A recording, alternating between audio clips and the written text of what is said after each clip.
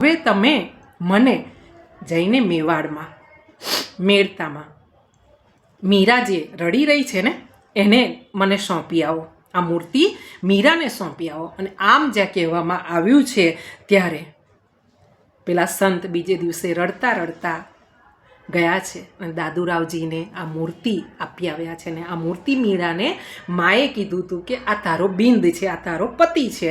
અને મીરાબાઈ પોતાના પતિ સમજીને એમની સેવના કરી રહી છે, એમની સાથે વાતો કરી રહી છે. એનું કોઈ બીજું છે જ નહીં. એવી દુનિયામાં મીરાબાઈ ખાલી કૃષ્ણ છે અને પોતે છે એ રીતે જીવી રહી છે. નાનકડી અમથી દીકરી આ રીતે ભક્તિના સાગરમાં ગોથા મારી રહી છે કૃષ્ણની સાથે. અને ધીરે ધીરે બન્યું છે એવું કે બે રાજ્ય મળીને એક શક્તિ થાય એવી રીતે અહીંયા ઇતિહાસમાં બતાવવામાં આવ્યું છે. મેળતા અને મેવાડ એટલે રાણા સાંગા. રાણા સાંગા એટલે સિસોદિયા વંશ, અને સિસોદિયા વંશના રાણા સાંગા એટલે સંગ્રામસિંહ રાણા, મહારાણા સંગ્રામસિંહ. આ એમના પરિવારમાં ભોજરાજ કરીને જે મોટા દીકરા છે અને વિક્રમાદિત્ય કરીને નાના દીકરા છે, અને એમના પત્નીનું નામ કર્ણાવતી છે.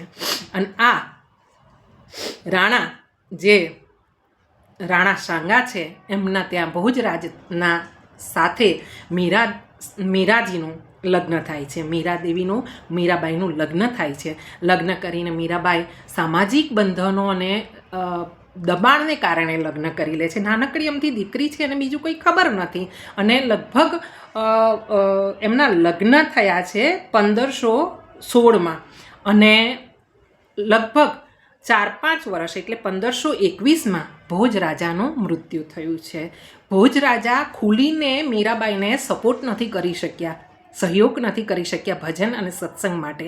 મીરા ભગવાન કૃષ્ણની મૂર્તિ લઈને સાસરીમાં આવી છે, એને જ પોતાના પતિ માની રહી છે.